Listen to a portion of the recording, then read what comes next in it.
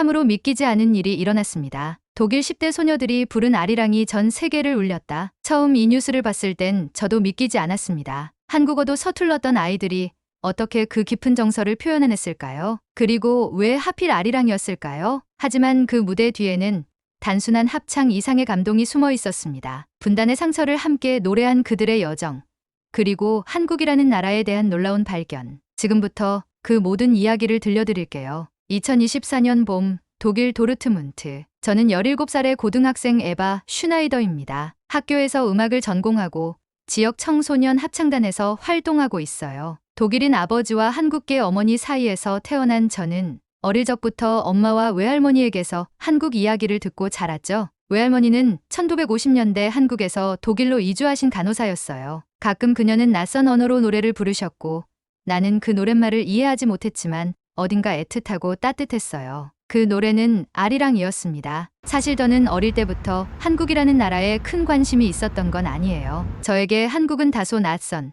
그리고 감정적으로 복잡한 장소였어요. 엄마가 가끔 전쟁과 분단 이야기를 할 때면 저는 잘 이해하지 못했죠. 베를린 장벽도 무너졌는데 왜 아직도 남과 북이 나뉘어 있을까란 생각을 하면서도 그게 나와는 너무 먼 이야기처럼 느껴졌어요. 그러던 중 우리 합창단의 지휘자 브란트 선생님께서 분단과 치유라는 주제로 새로운 프로젝트를 제안하셨어요. 그는 평소에도 음악으로 사회적 메시지를 전달하는 데 관심이 많으셨고 이번에는 한국의 전통 민요 아리랑을 중심으로 곡을 구성하겠다고 하셨어요. 분단의 아픔을 겪은 두 나라, 독일과 한국의 정서를 연결하는 의미 있는 무대가 될 거예요. 처음엔 솔직히 큰 감흥은 없었어요. 외국의 옛 노래, 그것도 가사도 모르고 발음도 어려운 한국어라니. 저를 포함한 대부분의 아이들은 처음엔 당황했죠. 하지만 연습이 시작되자 모든 게 달라졌습니다. 선생님은 아리랑의 역사와 그에 얽힌 한국인의 감정을 설명해 주셨어요. 일제강점기, 분단,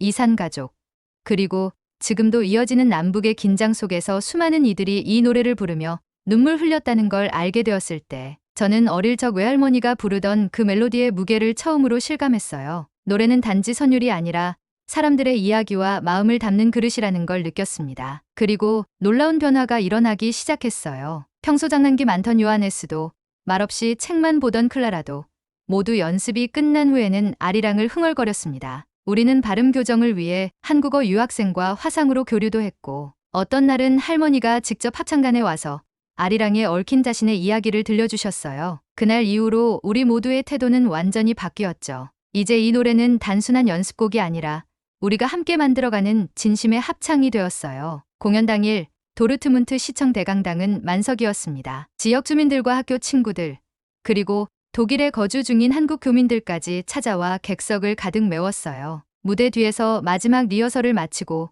나는 깊게 숨을 들이쉬었습니다. 무언가 큰 일이 일어날 것 같은 그런 기분이었어요. 드디어 무대 조명이 켜지고 브란트 선생님의 손짓에 따라 첫 음이 울려 퍼졌습니다. 아리랑 아리랑 아라리요? 믿기지 않는 일이 벌어졌어요. 우리 목소리가 무대를 넘어 객석으로 퍼져나가면서 객석 여기저기에서 흐느끼는 소리가 들리기 시작했어요. 함께 눈물 흘리던 어머니 눈을 감고 조용히 노래를 따라 부르던 어떤 중년 여성, 손을 꼭 맞잡은 두 명의 남자아이들까지 그 순간 우리 모두는 하나의 감정으로 연결되어 있었습니다. 노래가 끝난 뒤 객석은 잠시 숨을 죽였다가 거대한 박수로 무너졌습니다. 사람들은 일어나 박수를 쳤고 우리는 무대 위에서 얼어붙은 듯 한참을 움직이지 못했어요. 누군가는 눈물을 훔쳤고 누군가는 서로를 끌어안았습니다. 저는 무심결에 옆에 있던 엘레나의 손을 꼭 쥐고 있었고 그녀는 고개를 끄덕이며 속삭였어요. 우리가 해냈어. 무대 뒤로 들어오자 브란트 선생님이 우리 모두를 한 명씩 꼭 안아주셨습니다. 그의 눈가도 촉촉하게 젖어 있었어요.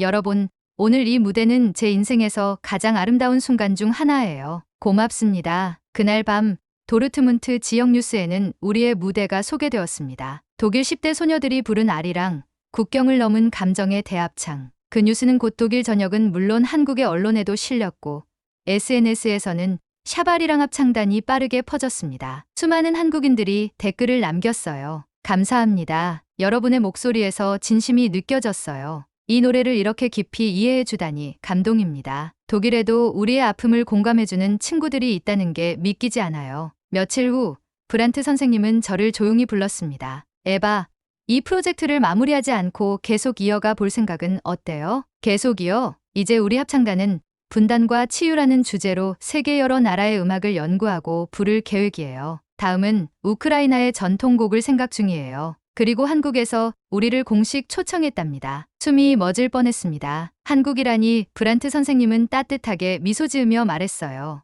서울에서 열리는 국제 청소년 합창 페스티벌에 참여해달라는 요청이에요. 그곳에서 아리랑을 부르는 우리를 보고 싶다고 하더군요. 그날 밤 저는 할머니의 오래된 일기장을 펼쳤습니다. 언젠가 분단의 시간이 끝나고 하나 되어 웃는 날이 오기를. 그 문장을 조용히 읽으며 창밖을 바라보았습니다. 베를린 장벽이 무너진 자리에는 이제 공원이 들어서 있고 아이들이 뛰놀고 있습니다. 그리고 저는 믿습니다. 언젠가 한반도에도 그런 날이 올 거라고. 한국에 가본 적 있냐고요? 아니요, 전혀요. 한국은 항상 멀고 낯선 나라였어요. 저에게 한국은 어릴 때 외할머니가 들려주신 이야기 속에만 존재했죠. 가끔 TV에서 K-드라마나 K-팝 이야기를 하긴 했지만 저처럼 조용하고 고전 음악을 좋아하는 소녀에겐 그런 트렌드도 조금은 거리가 멀었어요. 그런데 그날 이후 모든 게 바뀌었어요. 브란트 선생님께서 말씀하신 한국 초청 소식은 곧 현실이 되었습니다. 서울에서 열리는 국제 청소년 합창 페스티벌. 그것도 한국 정부가 공식 초청한 자리라니요. 도르트문트시에서 항공비와 체류비 일부를 지원해주기로 했고 우리 팀은 빠르게 준비에 들어갔습니다. 합창단 친구들과 저는 매일 한국어 발음을 교정하고 아리랑의 감정을 더 깊이 표현하는 연습을 했어요. 저는 밤마다 외할머니의 일기장을 읽으며 할머니가 떠나온 그 땅을 상상했습니다. 그리고 드디어 한국행 비행기에 몸을 실었습니다. 11시간이라는 긴 비행 끝에 인천국제공항에 도착했을 때 저는 말 그대로 충격을 받았어요. 이게 진짜 공항이야? 마치 미래의 도시 같았어요. 넓고 깨끗한 내부, 자동화된 출입국 시스템, 빠르게 움직이는 무빙워크, 친절한 직원들. 독일에서도 대형 공항을 종종 이용해봤지만 인천공항의 효율성과 정돈됨은 차원이 달랐어요. 엘레나는 제게 속삭였죠. 에바, 이 나라 생각보다 엄청난 곳인 것 같아. 공항에서 서울 시내까지는 공항 리무진 버스를 탔습니다. 창밖을 바라보며 저는 또 한 번 놀랐어요. 도시가 굉장히 깨끗했고 도로도 정비가 잘 되어 있었어요. 심지어 고속도로에서 들리는 소음도 거의 없었죠. 심지어 운전기사는 우리를 보자 어서 오세요라며 인사했고 버스 내부에선 무료 와이파이가 잡히고 충전 포트도 있었어요. 이런 편의성은 독일에선 보기 드문 경험이었죠. 서울에 도착한 첫날 밤 우리는 공연장 인근의 게스트하우스에 묵었어요. 그곳의 주인 아주머니는 우리에게 따뜻한 미소로 인사하며 손수 만든 김치전과 유자차를 내어주셨어요. 먼 길 오느라 고생했죠.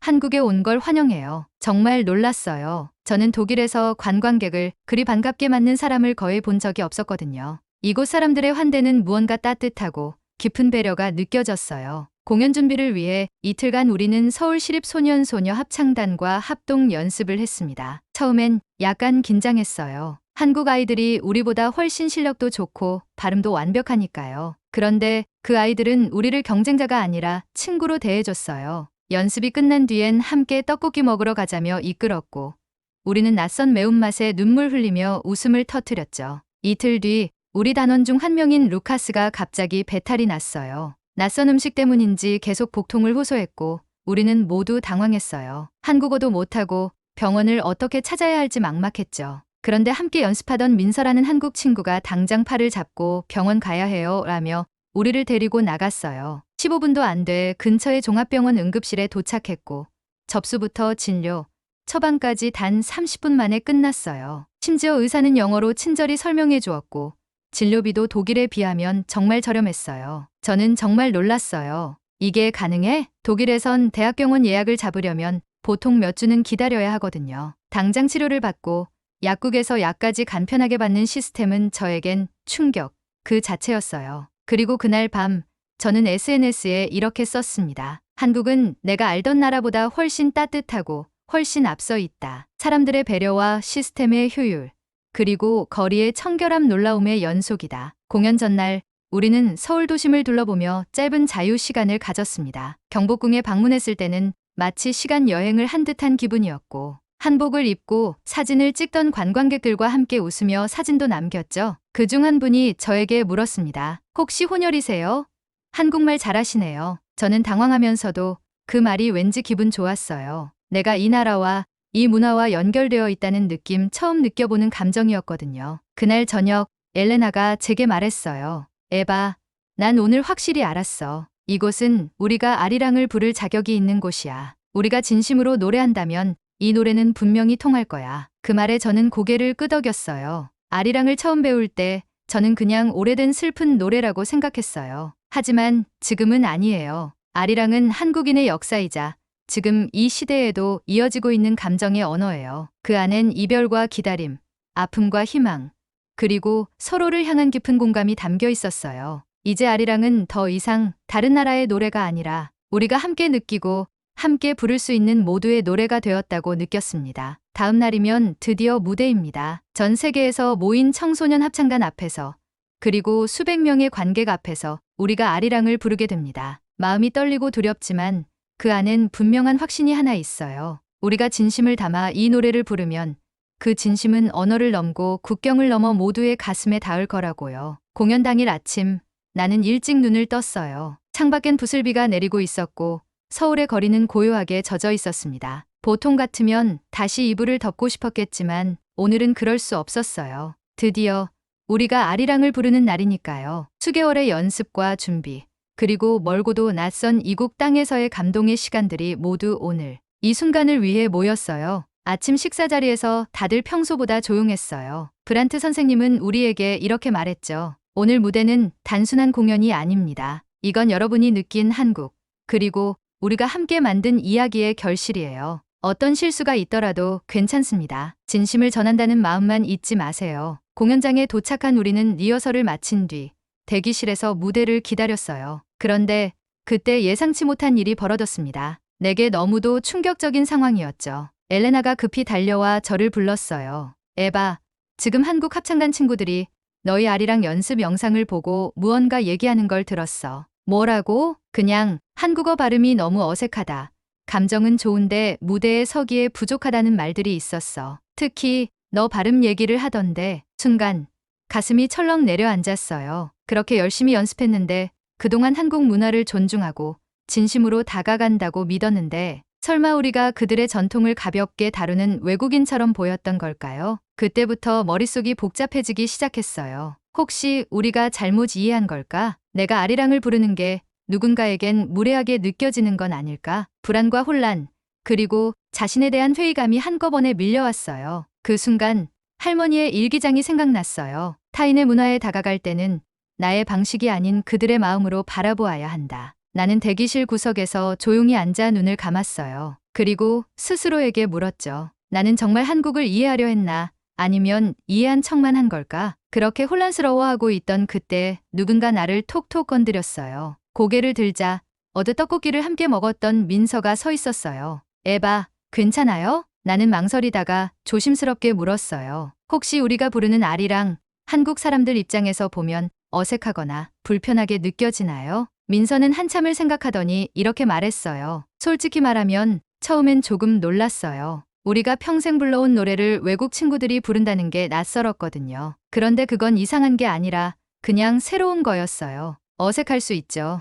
하지만 여러분이 얼마나 진심인지, 한국 문화를 얼마나 소중히 여기는지 저희는 알아요. 에바, 내 목소리는 진짜였어요. 그건 무대 위에서 반드시 전해질 거예요. 그 말에 눈물이 났어요. 내 감정이 비웃음거리가 된 게 아니라 오히려 누군가의 마음을 건드렸다는 걸 깨달았거든요. 그 말 한마디에 나를 짓누르던 모든 불안이 스르르 녹아내렸습니다. 무대에 올라가기 전 나는 할머니의 손글씨가 담긴 일기장 한 구절을 떠올렸어요. 아리랑은 슬픔을 품은 노래가 아니라 함께 이겨내자는 노래란다. 그래서 다 같이 부르는 거지. 조명이 켜지고 무대 중앙에 선 우리는 고요하게 첫 음을 시작했어요. 아리랑 아리랑 아라리요. 관객석은 조용했습니다. 숨소리마저 들릴 듯한 정적 속에서 우리는 노래를 이어갔어요. 이건 단지 연습한 대로 부르는 것이 아니라 마음을 꺼내어 전달하는 순간이었어요. 가슴 깊은 곳에서 언어를 넘어선 감정이 터져나왔어요. 후렴부가 이어지고 무대 조명이 은은하게 퍼지던 그 순간 관객석 한가운데서 눈물을 닦고 있는 어떤 여성의 모습이 보였어요. 그 모습이 마치 젊은 시절의 할머니 같았어요. 갑자기 울컥해졌고 목이 메어 음이 흔들릴 뻔했지만 나는 꾹 참고 마지막 소절을 불렀어요. 아리랑 고개로 넘어간다. 노래가 끝났을 때 객석은 다시 정적에 휩싸였습니다. 그리고 몇 초 뒤 거대한 박수가 쏟아졌어요. 일어서서 박수치는 관객들, 눈물을 훔치며 고개를 끄덕이는 사람들, 옆에 있던 한국 합창단, 아이들도 함께 우리를 향해 손뼉을 치고 있었어요. 브란트 선생님이 무대 뒤에서 조용히 말했어요. 에바, 내가 찾던 답은 오늘 무대 위에서 이미 보여졌어. 진심은 언제나 통하게 되어 있단다. 그날 밤 우리는 공연장 근처의 작은 찻집에 모였습니다. 서로 마주보며 고요하게 아리랑을 다시 불러보았습니다. 하지만 이번엔 무대 위에서가 아니라 친구들과 마음을 나누는 자리에서였어요. 엘레나가 제게 속삭였어요. 이제 아리랑은 더 이상 한국인의 노래만이 아니야. 그건 진짜 우리 모두의 노래야. 나는 고개를 끄덕였어요. 이제 그 노래의 의미를 나는 가슴으로 이해하게 되었으니까요. 서울에서의 마지막 밤. 공연이 끝난 뒤 이틀 동안은 공식 일정을 마치고 자유롭게 한국을 여행할 수 있는 시간이 주어졌어요. 우리는 경주의 고분을 보러 갔고 전주에서 한옥마을을 걸었으며 부산의 해운대 바닷가에서 친구들과 맨발로 파도를 맞으며 웃었습니다. 마치 오래전부터 이곳에 살았던 사람처럼 모든 것이 낯설지 않았어요. 그리고 그 마지막 밤 나는 혼자서 남산의 팔각정에 올랐습니다. 어둠 속에 서울의 불빛이 반짝이고 있었고 도심의 소음도 멀리서 조용히 들려왔습니다. 가방 속에 넣어온 할머니의 일기장을 꺼내 펼쳐보았습니다. 한반도의 겨울은 길고 춥지만 그 끝엔 반드시 봄이 온단다. 할머니가 독일 땅에서 혼자 써내려갔을 그 문장은 오늘 나에게 너무도 따뜻하게 다가왔습니다. 나는 분명 독일인으로 태어났고 독일에서 자랐지만 내 마음의 일부는 이곳 한국에 뿌리 내리고 있었어요. 그건 단지 가족의 피 때문이 아니라 이곳에서 느낀 공감과 배려, 그리고 노래 속에 담긴 마음 때문이었어요. 다음 날 인천공항으로 가는 길, 리무진 버스 창밖으로 서울의 풍경이 지나가는데 마음이 점점 묘해졌어요. 내가 돌아간 후에도 이 감정을 간직할 수 있을까? 아리랑을 부르던 그 순간처럼 진심을 담은 사람이 될 수 있을까? 공항에서 출국 수속을 마치고 브란트 선생님이 우리를 향해 웃으며 말했습니다. 이제 진짜 시작이야. 우리가 독일로 돌아가면 더 많은 사람들에게 이 이야기를 전해야 해요. 그 말이 맞다고 생각했어요. 우리가 아리랑을 부른 건 단지 공연을 위한 게 아니었어요. 우리는 하나의 상처를 함께 느끼고 그 치유의 여정을 공유한 거였어요. 그것은 국적도 언어도 초월한 경험이었습니다. 독일에 돌아온 후 우리의 공연 영상은 각종 SNS와 뉴스 매체를 통해 빠르게 확산되었습니다. 독일에서도 많은 사람들이 댓글을 남겼어요. 이 노래에서 낯선 감동을 느꼈습니다. 이제 한국이라는 나라가 가깝게 느껴집니다. 한국의 노래가 사람들의 마음을 이렇게 바꿀 수 있다니. 그리고 놀라운 일이 벌어졌습니다. 한국에서 우리를 공식 초청했던 주최 측이 이번 공연의 감동을 잊지 못한다며 내년에도 참여해 줄 수 있겠냐는 이메일을 보낸 거예요. 심지어 그들은 에바와 독일 합창단의 아리랑은 역사적인 순간이었다고 평가해 주었습니다. 그 메일을 읽는 순간 저는 결심했어요. 나는 앞으로도 음악을 통해 사람들의 마음을 읽는 사람이 되고 싶다고요. 그해 가을, 저는 제 고등학교에서 처음으로 한동 문화교류 음악회를 열었습니다. 아리랑뿐만 아니라 독일의 분단 시절에 부르던 민속, 노래와 한국의 통일의 노래를 함께 부르는 프로그램이었어요. 놀랍게도 그 자리에 한국 교민들과 독일 학생들이 함께 자리했고 한 곡을 부를 때마다 서로 눈을 맞추며 미소 지었어요. 그날 이후 우리 학교에서는 매년 하나의 노래 프로젝트라는 이름으로 다문화 합창 공연을 열기로 결정했습니다. 그리고 나는 그 프로젝트의 리더가 되었어요. 지금 이 순간에도 저는 아리랑을 듣고 있어요. 독일어로 번역한 가사를 손에 들고 한국어로 조용히 따라 불러봅니다. 아리랑 아리랑 아라리요. 이제 이 노래는 단지 누군가의 과거가 아니라 우리 모두의 현재입니다. 그 안엔 눈물도 미소도 기다림도 희망도 담겨 있어요. 우리는 모두 그 노래 속에서 서로를 이해하게 되었고 함께 치유되었어요. 어딘가에 있을 누군가의 아픔을 이해하려는 노력, 낯선 문화를 진심으로 받아들이는 마음, 그리고 음악처럼 국경을 넘는 공감의 힘을 배운 가장 소중한 가지였습니다. 여러분 오늘의 영상은 어떠셨나요? 마지막으로 1초면 충분한 구독과 좋아요를 부탁드립니다. 늘 건강하시고 마음 따뜻한 영상으로 다시 찾아뵙겠습니다. 지금까지 감동 소식이었습니다. 감사합니다.